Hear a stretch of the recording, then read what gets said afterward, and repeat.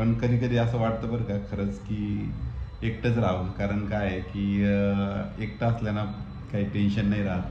थोडं आहे किंवा जेवणाचं वगैरे होतं पण ते आपण करू शकतो. हे बघा आता पाणी घेतलंय पातेल्यामध्ये. गॅस सुरू नाही केला अजून. गॅस सुरू करून घेतो. गॅस सुरू झालेला आहे आणि पाणी थोडं उकळू द्यायचं आहे. आणि यामध्ये आता माझ्याकडे जास्त डबे नाही आहेत त्यामुळे मी पातेलं झाकून ठेवलं आहे ओट्स.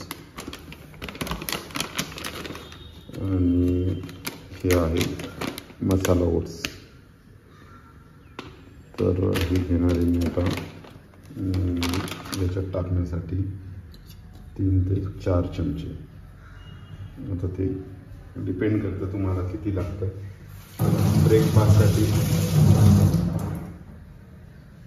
पुरेसं आहे. 4 चमचे जरी घेतलं, हे पाणी थोडं उकळी आलं याला की मग तुम्ही त्यामध्ये ओट्स टाकू शकता. आणि ओट्स टाकायला काय त्याला काही पाणी मॅगीसारखंच आहे पण मॅगी नाही आहे. कारण मॅगीमध्ये बरेच घटक आहेत जे शरीरासाठी चांगले आहेत की नाही हा प्रश्न आहे. पण ओट्समध्ये भरपूर म्हणजे शरीराला जे प्रोटीन्स वगैरे लागतं तर ते त्यातून मिळू शकतं. मी आता 4 चमचे टाकणार आहे. पण याचे सॅशे पण मिळतात. डीमार्टमध्ये 15 रुपयाला सॅशे असतात. तर ते सॅशे एक सॅशे घेतलं की आपल्या एका व्यक्तीचा अंदाज येऊन जातो. आता मला हे काय मी पॅकेट आणलं त्यामुळं मला अंदाज येत नाही की किती घ्यायला पाहिजे. तरी पण 4 घेतले होते मी काल, पण आज एक एक्स्ट्रा घेतो. 5वा म्हणजे 40 ग्रॅम जरी घेतले आपण तरी पुरेसं होतं.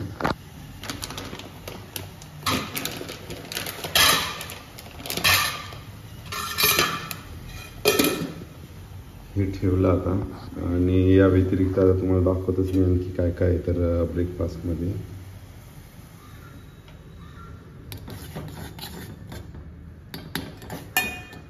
त्याला थोडं छान उकळू द्यायचं.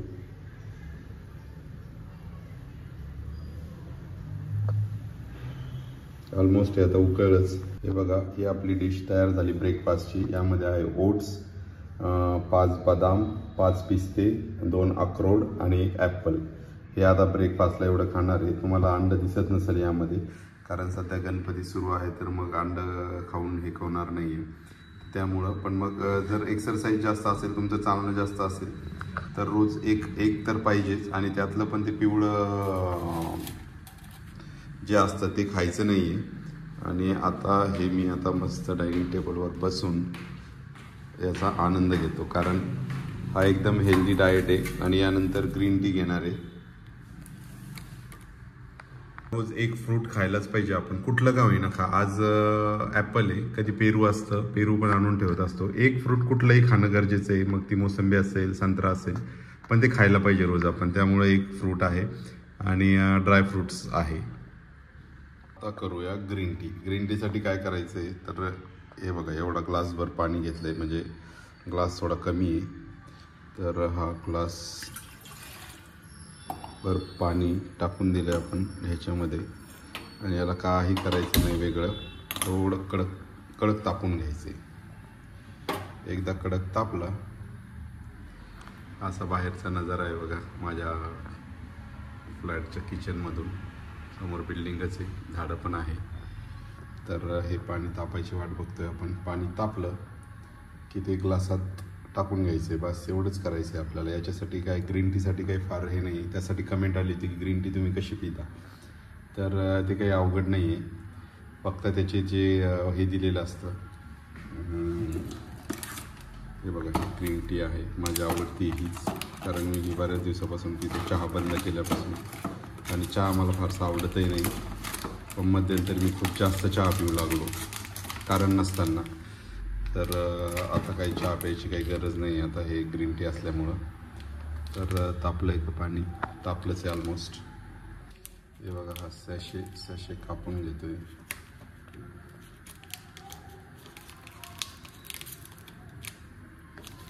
सॅशेमधून हे काढायचं असते याची हे काय म्हणता येईल त्याला, बॅग. Green tea bag. हे बघा, ही अशी ग्रीन टी बॅग येते. हे बघा, ही अशी बॅग आहे. पाणी ऑलमोस्ट गरम झालं आहे आता, तर आता मी पाणी घेऊ शकतो. हे बघा, गरम झालं आहे चांगलं. एवढं पाणी असेल तरी पुरेसं आहे. त्यात कमी करू शकता तुम्ही तुमच्या पद्धतीनं. आणि ह्या ग्रीन टीला काय बुडवायचं आहे, जास्त काहीच नाही आहे.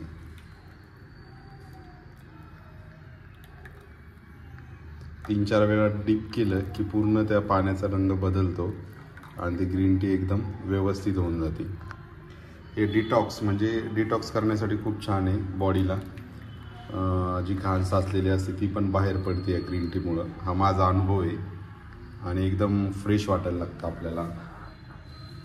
तर झाली अशी ग्रीन टी. आता ग्रीन टी थोडी थंडी झाली की घेणार. चला, भेटतो पुन्हा.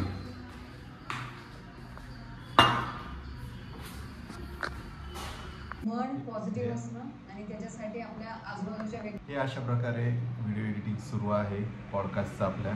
आणि पॉडकास्ट लवकरच पब्लिश होईल. तर हे काम करणं म्हणजे खूप तासनतास लागतात हे करायला. तर कारण 2 कॅमेऱ्याचे फुटेज असतात आणि ते फुटेज जोडून मग काम करावं लागतं. तर असं सुरू आहे हे काम. तर नमस्कार सर्वांना.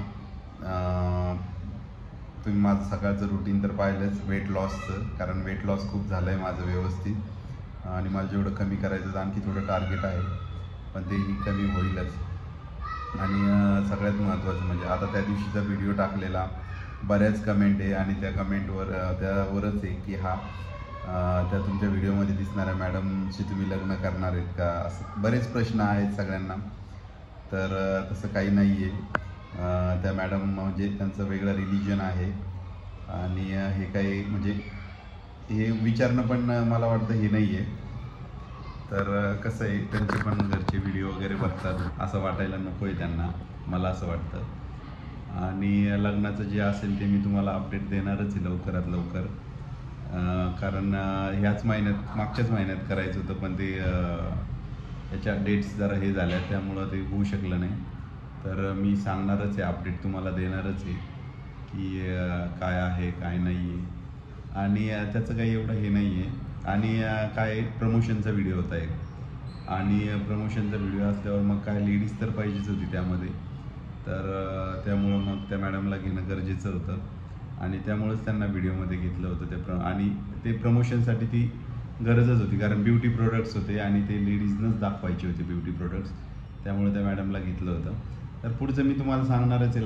लग्नाचे काही हे नाही आहे, करायचं नाही असंही नाही, पण पुढं सांगेलच मी.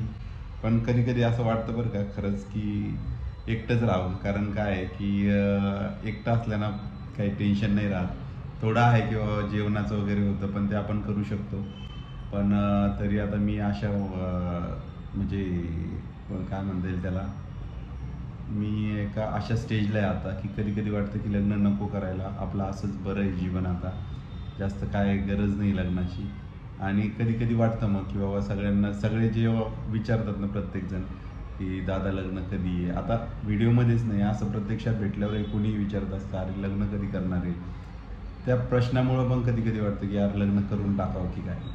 पण व्यक्तिगत म्हटलं तर मला असं वाटतं कधी कधी की बरं आहे एकटा जीव आपला सदाशिव, तेच चांगलं वाटतं. कारण ह्या गोष्टीतून आता मला पण असं हे व्हायला लागलं की नको लग्न करायला. पण मग आईवडिलांची इच्छा आहे, या सगळ्या गोष्टी असतातच, तर त्याही बघाव्या लागतात. आणि त्यामुळं मग जर करायचं झालं तर मी करणारच आहे. आणि ती लवकरात लवकर सांगेलही तुम्हाला काय करायचं आहे.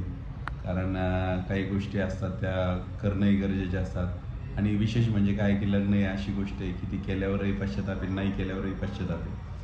तर बऱ्याचदा आपण म्हणतो ना काहीतरी करून पश्चाताप केलेला बरा. तर मग तसंही वाटतं कधी कधी की ठीक आहे बाबा, लग्न करून पश्चाताप झाला तरी हरकत नाही. तर ते जसं जसं होईल तसं मी तुम्हाला सांगणारच आहे. पण त्या मॅडमचं आत्ता काही असं काही हे नाही आहे. आणि ते प्रमोशनल होतं, ते करायचंच असतं तर मी तुम्हाला सांगणारच आहे काय आहे काय नाही. तर चला भेटतो तुम्हाला. आणि बऱ्याच जणांना उत्सुकता होती की कोण आहे मॅडम, कोण आहे मॅडम. तर त्या तुम्हाला मी सुरुवातीच्या व्हिडिओमध्ये सांगितलंच आहे की त्या सहकारी आहे आणि आम्ही म्हणजे बऱ्याच वर्षापासून सोबत काम करतो. आमचं शिक्षणही सोबत झालेलं आहे, त्यामुळं आमची चांगली मैत्री आहे. तर एवढंच आहे. सांगतो मी तुम्हाला पुढं काही अपडेट असेल लग्नाचे तर चला भेटतो मी तुम्हाला पुढच्या व्हिडिओमध्ये. तोपर्यंत गुड बाय.